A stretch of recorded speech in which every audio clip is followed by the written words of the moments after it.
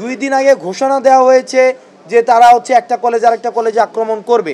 2 দিন আগে ঘোষণা দেওয়ার পরেও আমাদের যেই আইন শৃঙ্খলা রক্ষাকারী বাহিনীর যে নির্লিপ্ততা, এই নির্লিপ্ততাকে আমরা প্রশ্নবিদ্ধ করি এবং আমরা মনে করি এটা হচ্ছে টোটাল ফেইলিওর। ইন্টেলিজেন্স উইংয়ের, এই অন্তর্বর্তীকালীন সরকারের ইন্টেলিজেন্স উইংয়ের হচ্ছে টোটাল ফেইলিওর।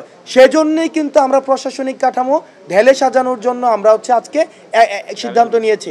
আমরা আহ্বান জানাবো যে আমাদের স্কুল কলেজের যে ভাইয়েরা রয়েছেন, আপনাদের কাছে আমরা আহ্বান জানাবো, দেখেন এই দেশটা আমাদের, আমরা একটা দীর্ঘ লড়াই সংগ্রামের, এখানে যারা যারা এখানে বসে আছেন প্রত্যেকেই, আমরা এখানে প্রত্যেকটা মানুষ দীর্ঘ সংগ্রামের পরে আজকে আমরা নতুন একটি বাংলাদেশ বিনির্মাণের শুরুটা করতে পেরেছি মাত্র।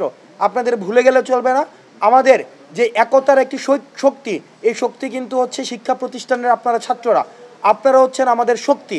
এই শক্তির জায়গা থেকে আপনাদেরকে বিভিন্নভাবে বিভাজনের চেষ্টা করা হবে, আপনাদেরকে নিয়ে বিভিন্নভাবে ব্যাড পলিটিক্স করার চেষ্টা করা হবে। আমরা আপনাদেরকে আহ্বান জানাবো যে তাদের যে ষড়যন্ত্র, বিদেশে বসে কোটি কোটি টাকা এখানে ফান্ডিং করা হচ্ছে, যে আপনারা আমার যে সম্প্রীতিটি রয়েছে, যে এই সম্প্রীতিটিকে নষ্ট করার জন্য আপনাদের কাছে আহ্বান জানাবো যে শিক্ষা প্রতিষ্ঠানের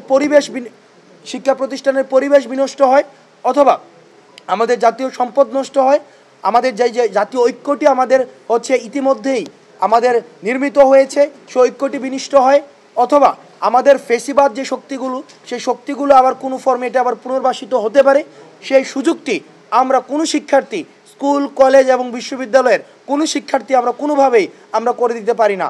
সেই জায়গা থেকে আমরা ভ্রাতৃত্বের জায়গা থেকে আমাদের যে স্কুল কলেজের যেই ছোটো ভাইরা রয়েছে, আমাদের ভ্রাতৃত্বের জায়গা থেকে আপনাদের প্রতি আহ্বান থাকবে, আমরা একসাথে আমাদের পরবর্তী বাংলাদেশটা করতে হবে।